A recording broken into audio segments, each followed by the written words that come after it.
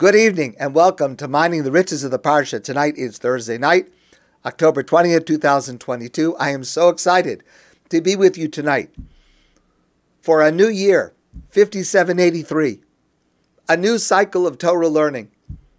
Hopefully, new insights, maybe a few old ones reviewed once in a while. I'm so grateful to every one of you for joining, for setting aside this time that we can spend together studying, and I tremendously look forward to the Torah that with God's help we'll be able to study together in the course of the coming year. Bereishit bara Elokim es hashamayim ve'es haaretz. In the beginning God created heaven and earth.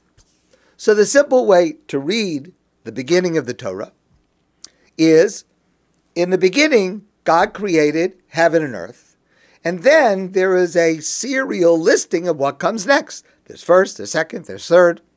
First is heaven and earth, then second, there's third. What was created on the first day, what was created on the second day, what was created on the third day. Ending with what was created on the sixth day, the last thing that was created on the sixth day, Adam and Chava, Adam and Eve. And it is a serial, consecutive listing. But the Ramban asks, there's a problem with that reading. Because if that is true, the word Bereishit in the beginning is not the right word. It should have said Berishona, first. If you're giving a list of consecutive items, there's first, second, third, etc.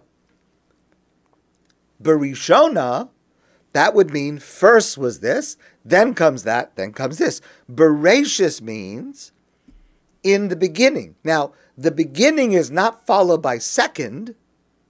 The beginning is followed by the middle. It's followed by later, not second.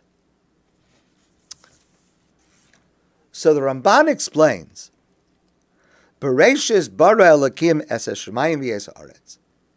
In the beginning, God created heaven and earth. That is, I'm using modern words to describe what the Ramban says. That's what we would call today the Big Bang. One sudden, single moment, before which there was nothing, after which there was everything, designed and willed by God. That's Bereishit bara Elokim es hashamayim ve'es haaretz. But the Ramban says the substance of what God created at that moment was not a finished world as we know it. Rather, God created what the Ramban calls koach hiluli. I would translate that as primordial matter. Now, the way I understand this in my own mind, in my own limited, very limited mind, I understand this to be atomic particles. Protons, neutrons, electrons. Of course, the entire natural world is made up of those substances just combined in different numbers in different ways. So, that was the one moment. In the beginning, everything is made. And then God manipulated the particles into different combinations, in different ways, different numbers, to evolve into water and plants and animals, and finally into humans. The Ramban says, HaKadosh Baruch Hu bara kol nifroim me'afisa muchletas. God created everything from definitive nothing, ex nihilo. Hotzi min ha'efes hagomer. He created something out of nothing. Avol hu koach mamzi. But what God created in that initial moment was potential. Muchon lekabel hatzura. It is material, matter, that has the potential to be developed, to evolve into various forms. Latzeis min hakoach el hapoel, to transform, to evolve from the potential to the actual. Now, but it was only that first act of creation, that initial creation of matter, hu hachomer harishon, nikra liyevanim hiyuli, the Greeks call it hiyuli, v'achar ha'hiyuli lo bara davar. After Bereishit bara Elokim es hashamayim v'es haaretz, there's no more creation by God. It's one instant of creation, one act of creation. Everything after that is God taking what he had already created in potential and evolving it, forming it, fashioning it into the different objects of the entire natural world. Kimimenu himsi hakol, from that initial act of creating matter, God brings about everything. V'hilbish hatzuros v'tikenosam, and he clothes them in forms and fixes them. So what we have at the beginning of Bereishit is not a sequence. It's one pasuk that describes the first moment, that's creation, and then everything after that is the subsequent, not creation, but evolution of what God initially created into the final forms that we see today. It's fascinating. To me, the Ramban, writing in the 13th century, is describing an evolutionary process of creation, but of course began ex nihilo, at one moment, by God, with God's design. Okay, so it's interesting to me that, according to the Ramban, the Torah's account of creation matches a certain version of the theory of evolution, which was developed centuries later. Okay, but the Torah is not a work of science, and the Torah is not trying to teach us science. So the question we need to ask is, what spiritual lesson do we learn from this evolutionary process of creation? Allow me to share with you the insight of Rabbi Yaakov Neuberger. Rabbi Neuberger suggests, based on other writings of the Ramban, that God revealed as a dominant feature of creation, Yitzia mikoach el hapoel, to be able to take something that exists in potential and bring it into its full potential, right? That's what the Ramban is describing God doing. That is, everything is created in potential, just the matter, and then God fashions it and brings it into its potential. That Big Bang moment delivered a world that was entirely present in the potential, but without further crafting and shaping, that world would be absolutely meaningless. It had to evolve into the magnificent and majestic natural world. And at the same time, it was all there already. And this, says Rabbi Neuberger, presages the spiritual life and growth of every one of us. Our sages tell us, for example, that Avram, our patriarch Abraham, was faced with Eser Nisyonos, 10 tests, 10 challenges.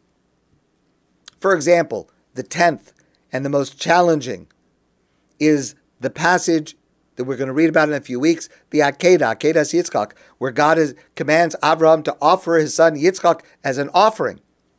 And that narrative opens with the following words, V'Elokim nisa es Abraham. God tested Abraham. What are these tests? What are the nature of these tests? What is the purpose of these tests? The Ramban writes that spiritual life is catapulted by nisyonos, by tests, by challenges, because they are intended to force us to draw on strengths and blessings that we have. They are ours, but they are so far unrealized. They are potential, but since they've never been called upon, those strengths are only potential. They have not been actualized. So there will come along a test that will require us to draw on a certain strength or ability or fortitude that we have, but we've never acted upon it, so we've never called it forth. And now this test requires us to actualize it, to bring it to its actual state. We grow primarily by looking inside, identifying our gifts, and challenging ourselves to test them. We advance spiritually by building with confidence on the tested and now recognized powers. The powers that we have can exist in potential, but until they're tested, we never bring them to the light of day. Appreciating personal potential is the core and mandate of our spiritual growth and accomplishment. And therefore, the opening pasuk of the Torah, which introduces us to God's process, evolutionary process of taking the potential and bringing it to the actual, this is the process which will guide us through our lives, by which in our own lives we will grow. Every one of us is tested in life, multiple times and in different ways. This process of having us rise to the occasion, find the strength or resolve within us that we did not even yet know that we had. That's the process by which God helps us create ourselves, just as God creates everything else.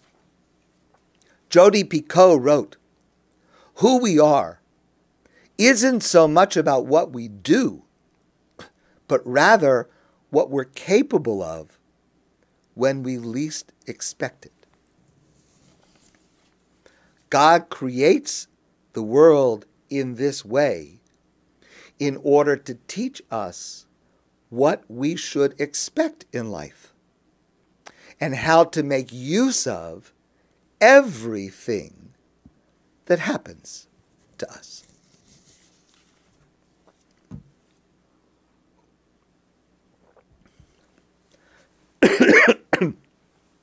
There's a striking passage in the Talmud, Masechta Gittin. The Talmud says, "Hane'elavin ve'einen olvim," those who allow themselves to be shamed without shaming back. Shomin cherpasan ve'ein mashivin, those who hear themselves being insulted and do not respond. Those people are praised. And their praise, says the Talmud, using the words of the prophet in the book of Shoftim, the book of Judges, actually the words that were sung by the prophetess Devora. Alava Kasav Omer, concerning such a person, God praises them and says, V'ohavav kitseis hashemesh b'gvuraso. And those who love God in this way go forth like the sun in its strength. Okay, well, it's a good thing if you're shamed not to shame back. And it's a good thing if you're insulted not to respond. Doing so can stop arguments from continuing and being exacerbated, can minimize animosity, But what's the connection to the sun?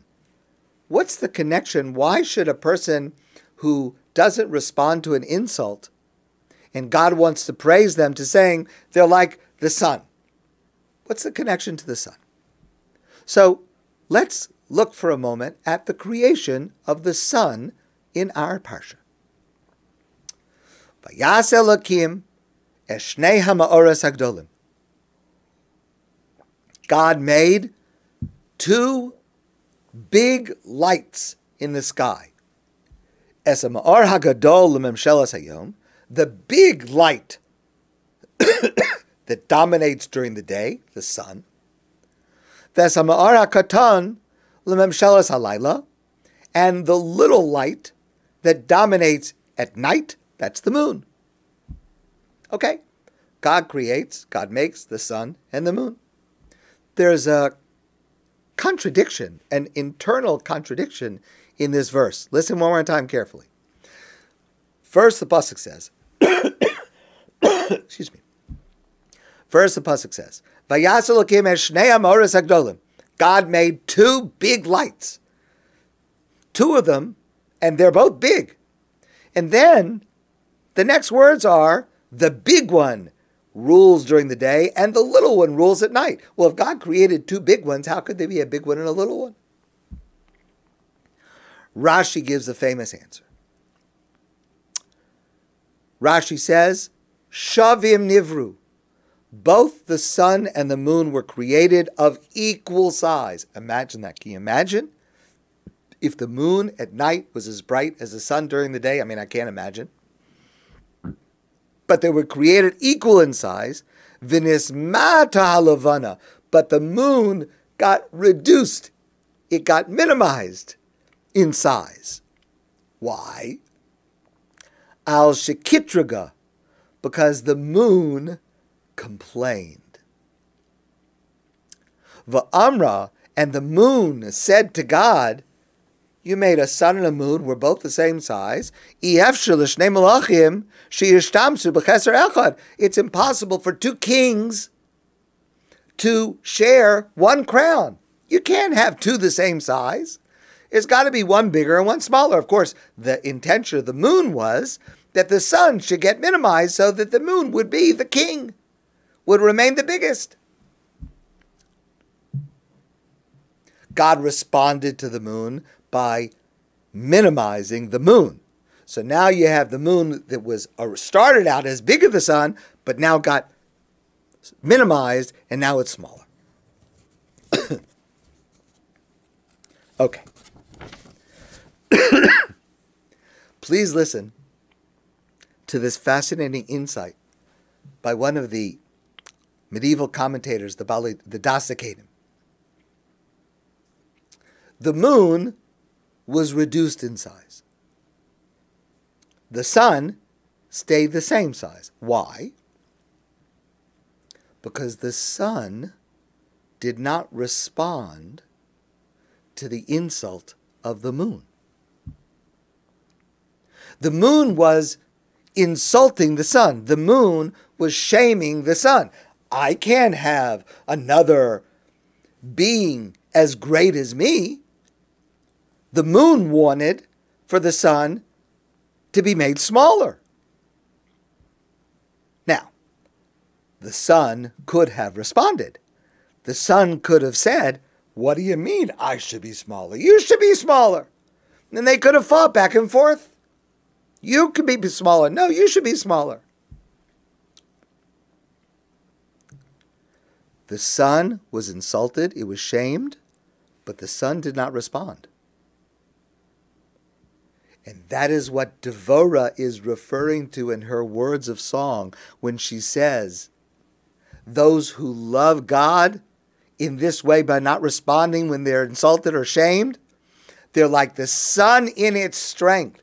The sun has its strength greater than that of the moon because it did not respond to the taunt of the moon. This is our definition of gevura, of heroism. In the wider world, if you ask someone, who is a hero, often people will point to a person who has a lot of muscles, who is physically very, very strong. The concept of heroism in Jewish thought is quite different. Famous Mishnah in Pirkei Avos says, Ezehu Gibor, who is the strong hero? Hakovesh es Yitzro, the one who is able to control his inclination. To be able to control oneself, to hold something back, not always to need to respond to an insult or a provocation or a taunt. That requires true strength. Some people, it's like it's automatic. It's almost like you can control them. Just say something, it's like waving a red flag, and they cannot stop themselves. They cannot edit themselves from responding in kind. Gvura, real heroism, real strength, is the ability to overcome one's natural instinct, to be able to hold back. And the first manifestation of Gvura in the history of the world was the sun's non-response to the insult of the moon. There's a cartoon that I love, and often I share it, and people don't get it, which is okay. It's dry, it's droll, but I just love it. So the cartoon is a husband and wife. They're in their bedroom. The wife is in bed. The husband is sitting at a desk in front of a computer. So the wife says to the husband, "Come to bed." And the husband says to his wife, "Not yet. There's something wrong on the internet." You don't have to respond to everything that is wrong on the internet. It is not your responsibility to correct every single problem. People can say crazy, stupid, silly things. You don't have to respond. And this is such an important lesson in so many areas of life. We hear insults, and we hear provocations, and we hear taunts. And we get shamed. Okay, yes, once in a while there's a principle at stake. Once in a while there's a lesson. Okay, fine. But 99.99% of the time, here's the truth. You don't have to answer. Just let it go. Do you realize how different the world would be if people would just let stuff go? So what if that person called me who cares? What does it matter? Let him say it. You don't have to respond to every comment. Be like the sun. Once in a while, just let it go. Just ignore it. And your life and the life of those around you will be improved enormously. I promise.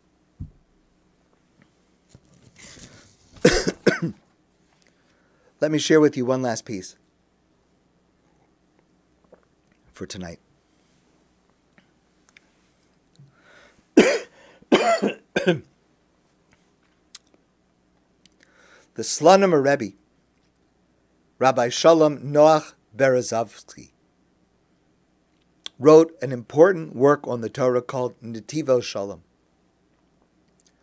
And he writes at the very beginning of it something that is really an important introduction to the study of Torah, especially as we begin anew.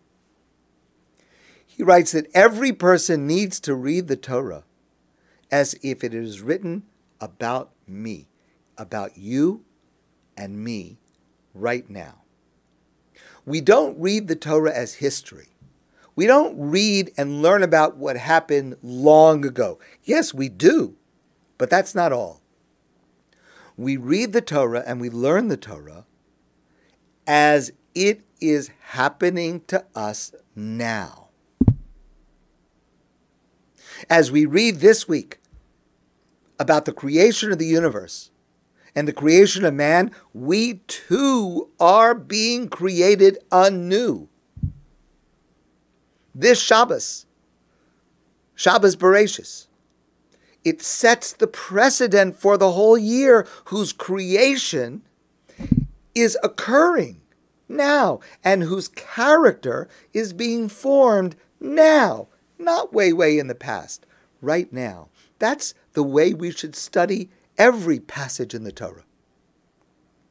By asking ourselves, what do I learn about what is happening to me now? So with that in mind, which, by the way, is a marvelous introduction to the study of the Torah all the time. But with that in mind, why does the Torah tell us about Kayin and Hevel, Cain and Abel, that Kayin murders his brother Hevel? Hopefully, this is not literally our reality. What does this teach me about my life right now? The verses that introduce this horrible event are curiously cryptic. Listen carefully, please. Vayomer, Kayin and Hevel are the two sons of Adam and Eve. Vayomer Kayin el Hevel achiv. Kayin said to Hevel, his brother. Vayehi bihiyosem basodeh, and it was when they were both in the field. Vayakam Kayin el Hevel achiv vayahar gehu. Kayin rose up and murdered his brother Hevel. Something's missing. Kayin said to his brother, and they were both in the field, and Kayin killed his brother. Kayin said what to his brother? It's like the Torah is missing a few words. What did Kayin say to his brother that presumably had the effect somehow of making Kayin so angry that he murdered his own brother? What did he say? The Torah doesn't tell us. So our rabbis in the Midrash give three different explanations, three different opinions about what Kayin said to Hevel. It was an argument of some kind, which led to Kayin being angry and killing his brother Hevel. First opinion says, the first opinion says, the two brothers said to each other, listen, it's you and me. Let's divide up the world. One of us will take all the land, and the other will take all the movable objects. Okay. So, the one who took the land said to the other one, you're standing on what belongs to me. Get off. The other one says, what you're wearing belongs to me. Take it off. One said, take off what you're wearing. The other said, fly up in the air. As a result, Kayin killed his brother Hevel. That was the argument that led to the murder. Second opinion. The argument was about where, in the future, the Beis Hamikdash, the Holy Temple, would be built. They had divided the land equally. They each had half the world. Half the world is a pretty big share, but sometime in the future, the Beis Hamikdash, the Holy Temple, is going to be built. In whose portion will it be? Kayin says it should be in my portion. Hevel says it should be in my portion. And they came to blows, an argument, and Kayin killed Hevel. It's a second opinion. Third opinion, I mean, you do realize if Adam and Eve had two sons, and there's anybody left there's going to have to be some stuff going on that we don't want in primetime TV. So this opinion says Kayin was the firstborn, Hevel was the secondborn. But Hevel, when he was born, he had a twin sister. Kayin said, I will marry this sister because I'm the firstborn. Hevel said, no, I will marry the sister because she and I were born together.